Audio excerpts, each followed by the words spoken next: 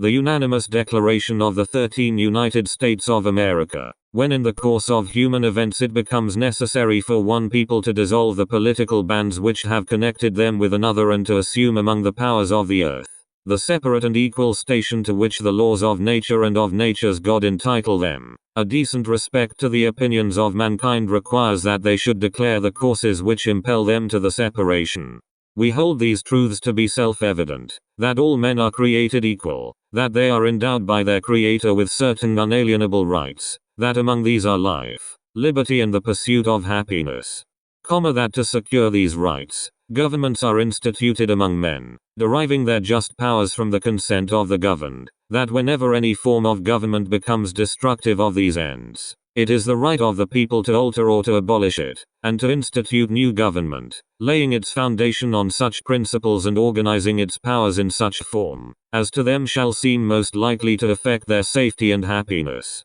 Prudence, indeed, will dictate that governments long established should not be changed for light and transient causes, and accordingly all experience hath shewn that mankind are more disposed to suffer, while evils are sufferable than to right themselves by abolishing the forms to which they are accustomed. But when a long train of abuses and usurpations, pursuing invariably the same object evinces a design to reduce them under absolute despotism, it is their right, it is their duty, to throw off such government, and to provide new guards for their future security.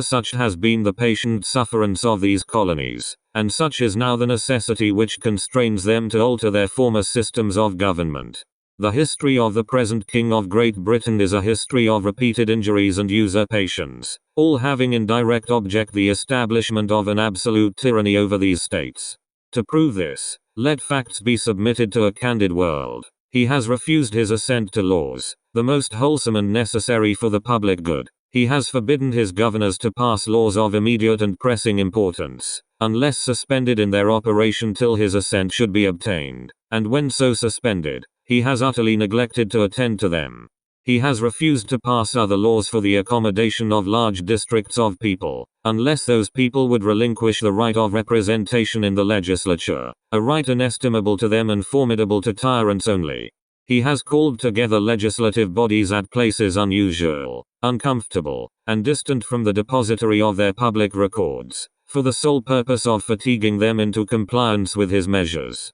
He has dissolved representative houses repeatedly, for opposing with manly firmness his invasions on the rights of the people. He has refused for a long time, after such dissolutions, to cause others to be elected, whereby the legislative powers, incapable of annihilation, have returned to the people at large for their exercise, the state remaining in the meantime exposed to all the dangers of invasion from without, and convulsions within. He has endeavored to prevent the population of these states, for that purpose obstructing the laws for naturalization of foreigners, refusing to pass others to encourage their migrations hither, and raising the conditions of new appropriations of lands. He has obstructed the administration of justice by refusing his assent to laws for establishing judiciary powers. He has made judges dependent on his will alone for the tenure of their offices, and the amount and payment of their salaries. He has erected a multitude of new offices, and sent hither swarms of officers to harass our people and eat out their substance. He has kept among us, in times of peace, standing armies without the consent of our legislatures. He has affected to render the military independent of and superior to the civil power. He has combined with others to subject us to a jurisdiction foreign to our constitution, and unacknowledged by our laws, giving his assent to their acts of pretended legislation. For quartering large bodies of armed troops among us, for protecting them, by a mock trial from punishment for any murders which they should commit on the inhabitants of these states, for cutting off our trade with all parts of the world, for imposing taxes on us without our consent, for depriving us in many cases, of the benefit of trial by jury, for transporting us beyond seas to be tried for pretended offenses, for abolishing the free system of English laws in a neighboring province, establishing therein an arbitrary government, and enlarging its boundaries so as to render it at once an example and fit instrument for introducing the same absolute rule into these colonies, for taking away our charters, abolishing our most valuable laws and altering fundamentally the forms of our governments, for suspending our own legislatures, and declaring themselves invested with power to legislate for us in all cases whatsoever.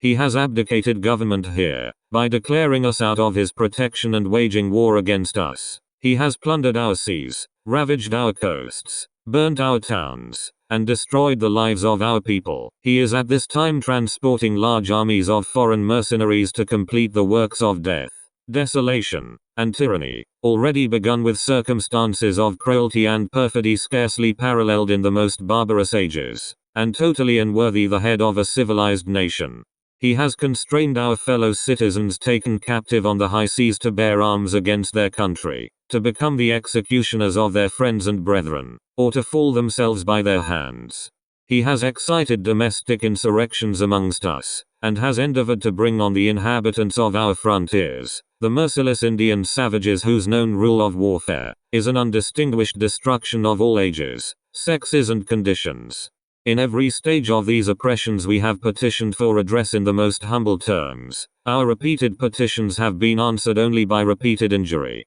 A prince, whose character is thus marked by every act which may define a tyrant, is unfit to be the ruler of a free people, nor have we been wanting in attentions to our British brethren. We have warned them from time to time of attempts by their legislature to extend an unwarrantable jurisdiction over us. We have reminded them of the circumstances of our emigration and settlement here. We have appealed to their native justice and magnanimity, and we have conjured them by the ties of our common kindred to disavow these usurpations, which would inevitably interrupt our connections and correspondence. They too have been deaf to the voice of justice and of consanguinity. We must, therefore, acquiesce in the necessity, which denounces our separation, and hold them, as we hold the rest of mankind, enemies in war, in peace friends. We, therefore, the representatives of the United States of America, in General Congress, assembled, appealing to the Supreme Judge of the world for the rectitude of our intentions,